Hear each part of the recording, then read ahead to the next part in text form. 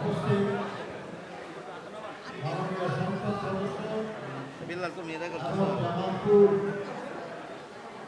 জেলা বিএনপির সংগ্রামী সাধারণ সম্পাদক, বিএনপি জাতীয় নির্বাহী কমিটি সহ সাংগঠনিক সম্পাদক শাহ ওয়ারেস আলী মামুন, মাননীয় সংসদ সদস্য এবং বিএনপির আরেকজন কেন্দ্রীয় নেতা সহ জলবায়ু বিষয়ক সম্পাদক জনাব মুস্তাফিজুর রহমান বাবুর, উপস্থিত আমাদের আরেকজন প্রিয় সহকর্মী নেতা সাবেক প্রধানমন্ত্রী, জামালপুর জেলা পরিষদের সম্মানিত প্রশাসক সাবেক এমপি জনাব সিরাজুল হক, বিএনপি ইসলামপুর উপজেলা এবং পৌর বিএনপি এবং সংগঠন সহযোগী সংগঠনের নেতৃবৃন্দ, কর্মীবৃন্দ, জামালপুর জেলার বিভিন্ন স্থান থেকে যারা এখানে অংশগ্রহণ করতে এসেছেন, তারা প্রিয় সাংবাদিক বন্ধুগণ, ভাই বোনেরা, আসসালামু আলাইকুম। 5:30 বেশি হয়ে গেছে। অনেকে এখানে যারা আছেন আসল নামাজ এখনো করতে পারেন নাই, মাগরিবের সময় হয়ে যাবে, তার আগে আমাদের সভা শেষ করতে হবে। আমি আপনাদের সামনে বক্তৃতা করতে আসি, আমি কৃতজ্ঞতা জানাতে এসেছি যে আপনারা এই ইসলামপুর উপজেলার জনগণ, এই জামালপুর জেলার জনগণ, আপনারা জামালপুর জেলার 5টি আসনে আমাদের দল, আপনাদের দল বিএনপির প্রার্থীদের আপনাকে বিরোধী করছে। আপনাদের সবাইকে আমাদের দলের চেয়ারম্যান জনাব তারেক রহমান, দলের মহাসচিব মির্জা ফখরুল ইসলাম আলমগীর এবং দলের পক্ষ থেকে, আমার নিজের পক্ষ থেকে আন্তরিক কৃতজ্ঞতা এবং ধন্যবাদ জানাই। বন্ধুগণ, ইতিহাসে বিএনপির জন্মের পরে এই প্রথমবার আমরা জামালপুর জেলার সবগুলি আসনে বিজয়ী হয়েছি। এটা শুধু গৌরবের ব্যাপার না, এটা একটা বাস্তবগত দায়িত্ব। এই জেলার জনগণ, এই উপজেলার জনগণ, তারা আস্থা নিয়ে, আশা নিয়ে আমাদের প্রার্থীদের বিজয়ী করেছে। তাদের সেই আশা আকাঙ্ক্ষা, তাদের প্রয়োজন আমাদেরকে মেটাতে হবে। এই প্রয়োজন অসীম না। ব্যক্তিগতভাবে কেউ কিছু চাইলে সেটাও পূরণ করতে হবে, ব্যাপারটা এমন না। কিন্তু সকলের জন্য যেটা দরকার সেটা আমাদের চেষ্টা করতে হবে। আমাদের এই জেলা এটা খুব উন্নত জেলা না।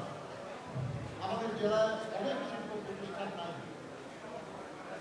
এমনকি দু একটা জাপ আছে সেটা ভালো চলে না।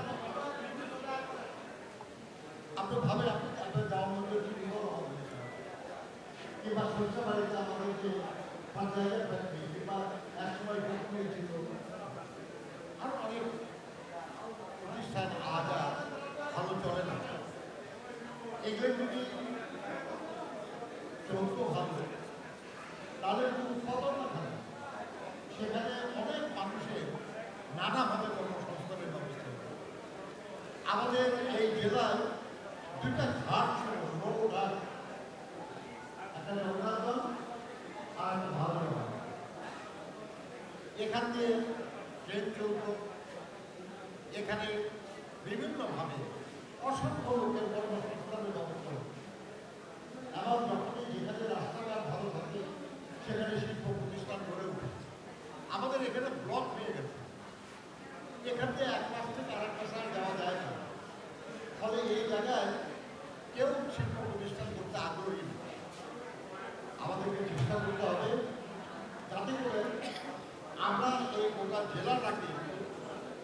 সচল করতে পারি যোগাযোগের ব্যবস্থা।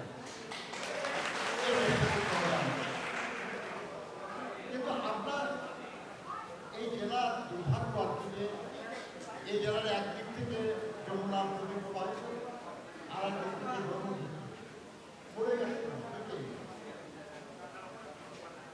এই নদীগুলি পার ভেঙে অনেক মানুষ ফসলবাড়ি হিসেবে তাদের কষ্ট আমি বুঝি, কারণ আমার নিজের বাড়ি এখন যমুনা বন্ধ।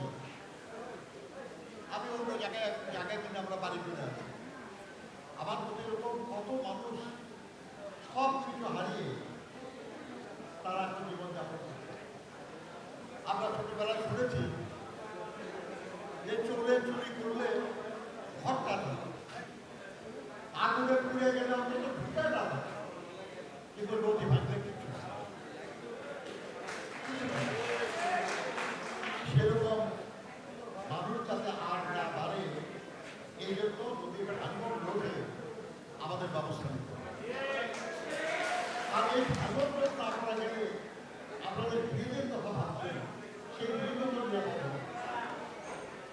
আমরা ব্রিজের কথা ভাবছি, একটা না একাধিক ব্রিজ, যাতে করে আমাদের পুরা জেলাটা সংযুক্ত হতে পারে সারা দেশের সাথে। আমি আপনাদেরকে একটা জিনিস স্পষ্ট বলতে চাই, হ্যাঁ আমি দলের যেখানে আপনি যারা আছে তাদেরকে পদে বড় মানে বলতে পারেন বড় নেতা, কিন্তু আপনাদের প্রতিনিধি কিন্তু আমাদের মাননীয় সংসদ সদস্য, তারা আপনাদের কাজ করবে, তাদেরই দায়িত্ব। আমি এই এলাকার মানুষ হিসাবে আমার দায়িত্ব তাদেরকে সহযোগিতা করা। আমি আমার সমস্ত শক্তি দিয়ে, আমার রাজনৈতিক অভিজ্ঞতা বলেন, আমার পদবি বলেন, বিভিন্ন মন্ত্রীর সঙ্গে প্রধানমন্ত্রীর সঙ্গে আমার যে সম্পর্ক, আপনার সম্পর্ক যাই থাকুক, এই নিয়ে যতটা সহযোগিতা করা আমার পক্ষে সম্ভব অবশ্যই আমি আমার সাহায্যের জন্য করি। কেন করবো না বলেন?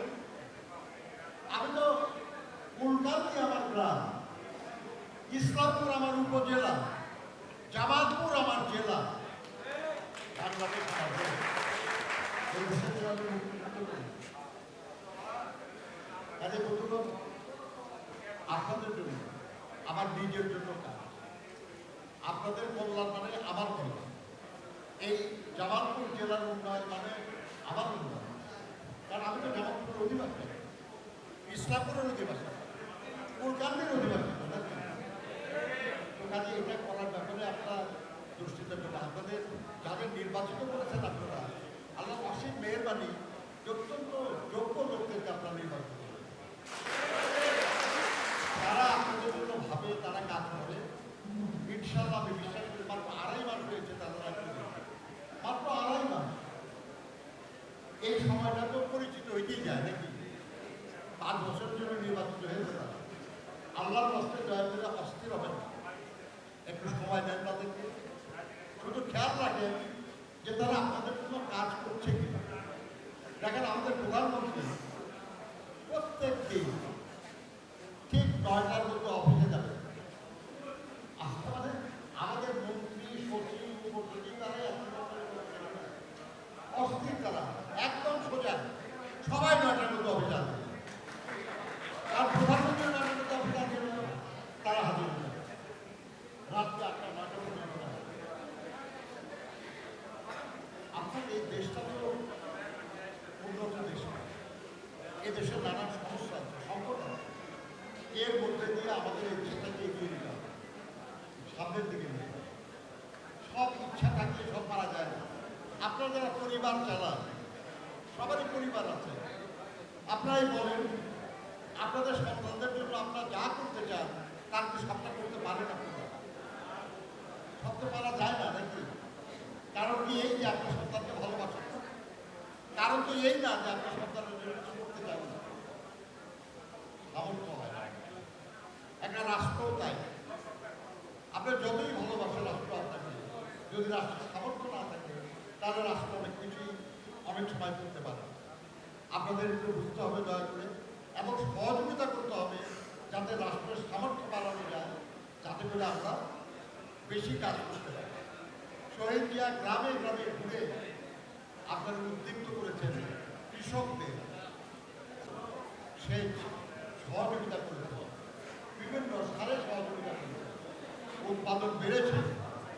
1974 সালে আমাদের দেশে দুর্ভিক্ষে লাখো মানুষ মারা যাচ্ছে। সেই বাংলাদেশ থেকে তিনি গিরিতে চাল রপ্তানি করেছেন আপনাদের সহযোগিতা। কিন্তু এই সহযোগিতা পরিশ্রম করতে খালি হয় না, এই সহযোগিতার জন্য আবার অন্য কারো সহযোগিতাও দরকার। সরকারের সহযোগিতা লাগবে, আপনারও সহযোগিতা লাগবে সরকার। এই দুইজনে আমরা যদি একসাথে মিলে কাজ করতে পারি তাহলে আপনার করতে পারি। আপনারা শুনেছেন যে আমাকে কৃষি মন্ত্রণালয় আমি চেষ্টা করি বিভিন্ন জায়গায় খোঁজ খবর দিতে। আজকে আমি বাড়ি থেকে কলকাতা থেকে আসছিলাম যখন আমি দেখি একটা জায়গায় গাড়িটা থেমে গেছে, একটা রাস্তায় পাশাপাশি দুটো গাড়ি কাজ করে গাড়িও কাজ হোক রাস্তা ছিল। এখন মানে এখন বলেন যে আমি যদি আমার যাতায়াত একটু ভালো করতে যাই তাহলে তো রাস্তা ওটা হলে আপনাদের বলতে হবে এটা সবার পরে হবে, বাকিগুলির আগে হবে। ওটা আবার আমি একটা ভুট্টা চাষিকে দেখলাম, এই যে বস্তাগুলো ভুট্টা নিয়ে আসতে তাকে জিজ্ঞেস করলাম যে ভাই কি অবস্থা থেকে আপনার চাকরি বলে স্যার পারতেছি না, আর সুবিধা হইতেছে। বলে কেন? বলে যে আমার উৎপাদনটা করো আর তার গ্রামে তাহলে আমার খুব একটা থাকে না। আপনাদের ধানের কি অবস্থা? বলে স্যার ধানের ওপর আরও খারাপ, ধানের চেয়ে ভুট্টা লাভ বেশি, কিন্তু ভুট্টাও আমি এখন আর পারবো না। আপনার ভুট্টা চাষে তার যা যা দরকার, তার বীজ দরকার, তার সার দরকার, তার কীটনাশক দরকার, তার আপনার সেচের পানি দরকার, তার শ্রমিক দরকার। এই যে দরকারগুলি, এই দরকারগুলিকে তার যা খরচ, সেই খরচ দিয়ে সে লাভজনক করতে পারছে। এখন তার সঙ্গে আলোচনা করে আমাদের নিতে হবে যে কীভাবে এটা আমরা সমাধান করতে পারি। কারণ কৃষক যদি ফসল উৎপাদন করে যদি কিছু লাভ না পায় তাহলে সেটা উৎপাদন আগ্রহী হবে না, কৃষিতে আগ্রহী হবে না। আর যদি কৃষিতে আগ্রহী না হয় তাহলে আমাদের দেশে খাদ্যের অভাব হয়ে যাবে। আখ চাষিরা যদি আখ চাষে উৎসাহ না হয় তাহলে আমাদের দেশে চিনি উৎপাদন বন্ধ হবে, বিদেশ থেকে চিনি আমদানি করতে হবে।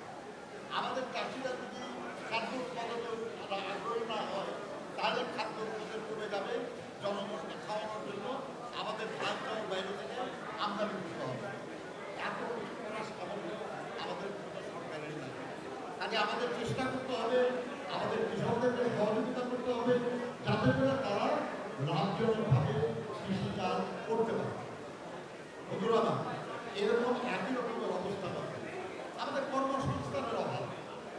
আপনার একটা পরিবারে একটা ছেলে বা মেয়ে কিছুটা লেখাপড়া করেছে কিংবা করে নাই, বড় হয়ে গেছে, ঘরে বসে আছে, একটা পরিবারের উপরে একটা বোঝা। প্রতি মাসে মাসে তাদের খরচ করতে হবে। যদি তার একটা কাজের ব্যবস্থা হয় তাহলে শুধু তার সমস্যা কোনো মানুষ সে পরিবারকেও সহযোগিতা করতে পারে। আর যদি নাও করে সহযোগিতা তাহলে তার জন্য এখন যে খরচটা হচ্ছে এটা তো পরিবার বেঁচে যাবে। এই জন্য কর্মসংস্থান অত্যন্ত গুরুত্বপূর্ণ। শিক্ষা, স্বাস্থ্য, বাসনে কিন্তু আছেই। এই জন্য আমাদের সরকার বেশ কিছু দায়িত্ব, বেশ কিছু কাজ আছে। আমি ফ্যামিলি কার্ড, ফার্মার মানে কৃষক কার্ড, এগুলো নিয়ে আমি আলাপ করতেছি। এই জন্য যে আমাদের এই বিষয়টা বেশি আপনাদের এবং কিছুদিন আগে আপনাদের এখানে ফ্যামিলি কার্ড, ফার্মার কার্ড বিতরণ করা হয়েছে। এখানে তারা ডিটেল করবেন। আমি শুধু একটা কথা বলতে চাই, এই যে প্রকল্পগুলি, এই প্রকল্পগুলির উদ্দেশ্য নানাজন নানা কথা বলবে। এটা বলে না যে বৃক্ষ পরিচর্যার ফলে যেটা করা হয়েছে তার ফল যদি আমাদের জনগণের জন্য কল্যাণকর হয় তাহলে যারা সমালোচনা করতেছে তাদের মুখ বন্ধ হয়ে যাবে। আমাদের ওই সময়টুকু আপনারা দেবেন বলে আমরা আশা করি। আপনার একটা কৃষক তো ওই ফার্মার্স কার্ডের মাধ্যমে সে যদি মানে যাতে কোনো কাউকে টাকা পয়সা না দিয়ে সে যদি ঋণ নিতে পারে, তার সার, তার বীজ, তার কীটনাশক যদি সে ন্যায্য মূল্যে কিনতে পারে, সে যদি তার ফসলের কি রোগ বালাই হয়েছে এটা যদি নিজেই বুঝতে পারে, সে যদি জানতে পারে যে কবে বৃষ্টি হবে, কবে বৃষ্টি হবে না, তাহলে সে তার চাষাবাদে সহযোগিতা করে। আমার ধারণা যে আগামী দিনে এগুলোর উপরে আপনার ভোগ করতে পারবেন।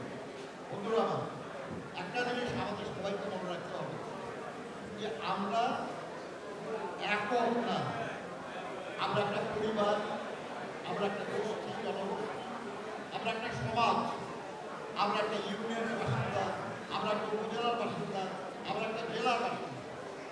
এই ফ্রেমের মধ্যে আমাদের উন্নয়নের চিন্তা করতে হবে, ব্যক্তির উন্নয়ন, সবার উন্নয়ন। আমার ধারণা এখন সম্ভব। আমি আপনাদেরকে একটা জিনিস বলতে চাই যে আপনার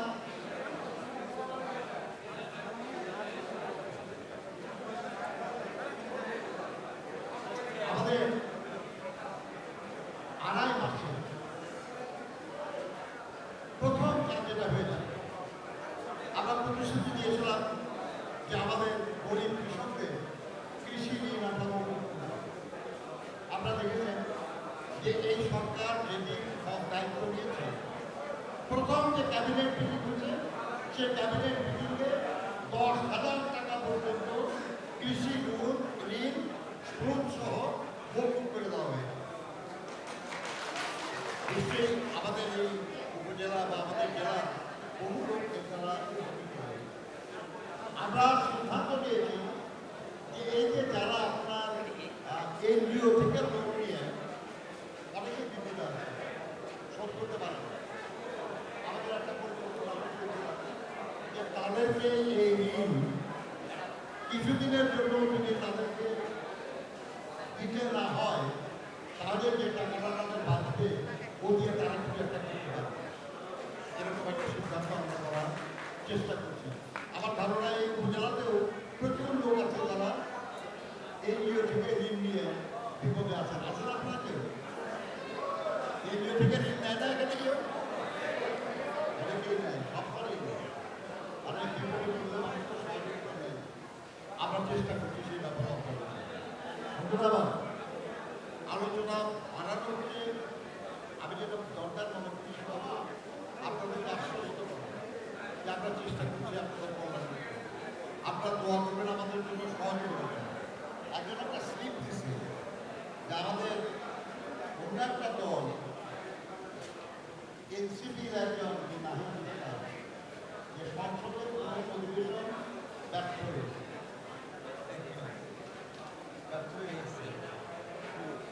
নাহিদ ইসলাম সংস্কার প্রস্তাবগুলো অনুমোদন হয়নি, আন্দোলন করতে পারেন না। আমরা কারো বিচ্ছিন্ন হতে পারি না, কিন্তু আমরা বলে আসছি এখন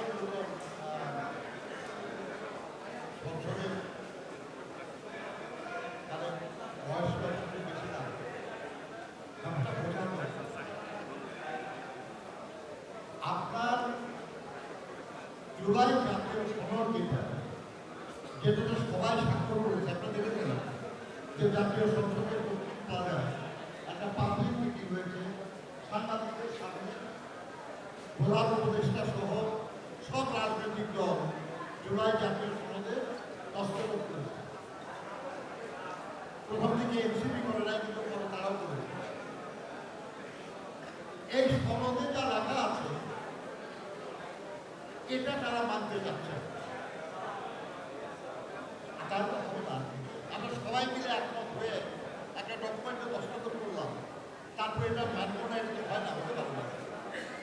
আমাদের প্রধানমন্ত্রী বলছেন যে জুলাই জাতীয় সনদ আমরা অক্ষরে অক্ষরে মান্য করব, আমরা করব, কিন্তু সনদে যা বলা আছে এটা কার্যকর করতে হলে এটার জন্য আপনার বিল উপস্থাপন করে জাতীয় সংসদে প্রধান মেজরিটি দিয়ে সেটা অনুমোদন করতে হবে। আর সেটা করার জন্য যে সময় দরকার, এই সময়টুকু দরকার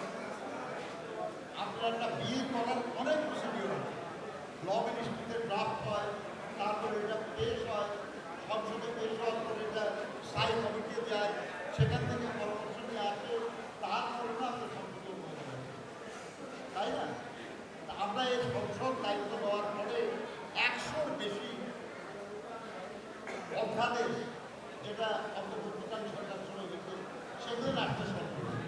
একটা একটা করে সেগুলো পাস করতে অনেক দিন সময় চলে গেছে এবং ওটা যদি নির্দিষ্ট সময়ের মধ্যে অনুমোদন না করা যায় তাহলে ওটা বাতিল হয়ে যায়। এগুলো আমাদের সংবিধানের নিয়ম, ফলে ওইটা তাড়াতাড়ি করতে হয়েছে। এটা করতে গিয়ে এক সময় গেছে। এটা যদি তারা না বুঝতে চায় তাহলে তো হবে না। সংসদের সদস্য যারা হবে তারা যদি সংসদীয় নিয়ম না বুঝতে চায়, আইন না বুঝতে চায়, তার তো হবে না। এটা বিশৃঙ্খলার সৃষ্টি যেতে হবে। আপনার ওটার কিন্তু প্রশিক্ষণ করতেছে না। আল্লাহ মেহরবানিতে বিএনপির জনসংখ্যা আছে যথেষ্ট। আমরা কেউ তার ভবিষ্যৎ কিন্তু আমরা অনুরোধ করব যে বিষয়টা বোঝার চেষ্টা করি, সহযোগিতা। আমরা যখন বলতেছি আমরা বাস্তবায়ন করবো, তখন এর বাইরে কিছু যে ঝামেলা করার চেষ্টা করার দরকার নেই। জুলাই জাতীয় সনদে যা লেখা আছে সে অনুযায়ী সবাই আমরা সিদ্ধান্ত নেব। বন্ধুরা,